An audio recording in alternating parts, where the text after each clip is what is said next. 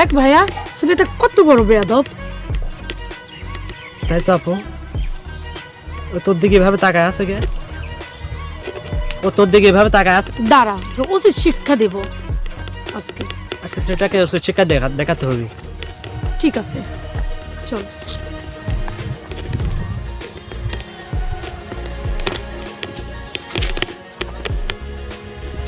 এই, তুই এভাবে তাকায় আছিস আমার বোনের দিকে? দাঁড়া, ধর ব্যাগ ধর ধর। এই বেয়াদবের বাচ্চা, বেয়াদব। বাবা, আসসালামু আলাইকুম। ওয়ালাইকুম সালাম। কি হয়েছে রে বাবা? ছেলেটাকে মারতেছো কে? এই ছেলেটা একদম বেয়াদব। এই কখন থেকে দেখছি ওই দিক থেকে আসতেছি, আমার বোনের দিকে একভাবে তাকায় আছে। এই জন্য বেয়াদব উচিত শিক্ষা ছেলে। দিচ্ছি। ফাজিল ছেলে কোথায়? শোনো, আমার দিক তাকাও। দাঁড়া দেখি কি বলে। তুমি ছেলেটাকে চিনো? না তো কাকা। আমার এই গ্রামের সবচাইতে একটা ভালো, ভদ্র, নম্র ছেলে, এবং ওই ছেলেটা পরহেজগার, 5 ওয়াক্ত নামাজ পড়ে। ও এর দিকে কেন তাকায় আছে জানো? জানো কি? ও না, আমি তো তাকাছিলাম কিছুক্ষণ এই মেয়ের দিকে। ওই চটটা তো আগে আমাকে মারা উচিত ছিল। আমি দীর্ঘ সময় এই মেয়েটার দিকে তাকায় আসতেছি, ওখান থেকে আসছে, আমি তাকায় আছি। কেন জানো? এই ছেলেটার ঠিক এমনি একটা বোন আজ 5-7 দিন আগে মারা গেছে। আমি এই হাত দিয়ে তাকে মাটি দিছি, কবর দিছি।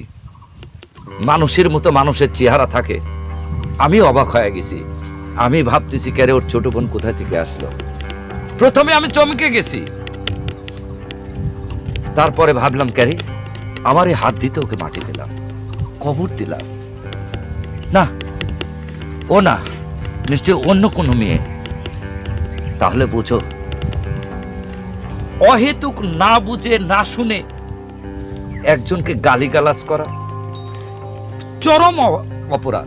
ভুলটা আমরা তোমরা এই সমাজের মানুষ অহরহ করে ফেলি, না বুঝে না শুনে একটা অপরাধ করে ফেলি, পরে আফসোস করি।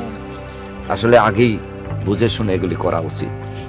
ঠিক আছে বাবা, যাও। আর শোনো, ক্ষমা চেয়ে নাও। ঠিক আছে, যাও, ক্ষমা চাও। তোমার বড় ভাই হিসাবে ক্ষমা চেয়ে নাও। ভাই, আমি ভাবছিলাম ঠিক আছে আপনি মনে করো তোমার বড় ভাই। আমরা অন্যভাবে দেখছিলাম, অন্য মাইন্ডে লিছিলাম। আমি যাক, ভুল আসলে হয়ে গেছে ভাই। ভাই, আমি ক্ষমা করে দিন। আপনাদের কথা আমি খারাপ কিছু ভাবতেছি না। আমি দেখছেন যে মাঠে আমার লোকজন কাজ করতেছে, আমি দেখি হঠাৎ করে নাকি দেখি আমার ছোট বোনের, যাকে আজ থেকে 4-5 দিন আগে নিজে হাতে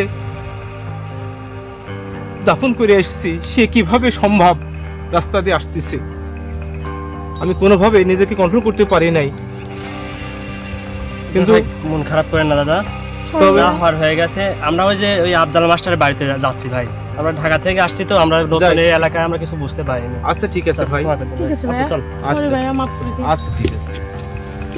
হাই রে সমাজ, হাই রে সমাজের মানুষ, হাই রে শিক্ষা, হাই রে দীক্ষা, হাই রে বিবেক। আজকে যাক বাবা, কিছু মনে করো না। যাও, আচ্ছা ঠিক আছে, ক্ষমা মহত্বের গুণ। সেটা আমি বুঝতে পারছি। যাও যাও। আচ্ছা ওকে, আচ্ছা। ভালো থেকো। আচ্ছা। আসসালামু আলাইকুম। ওয়ালাইকুম।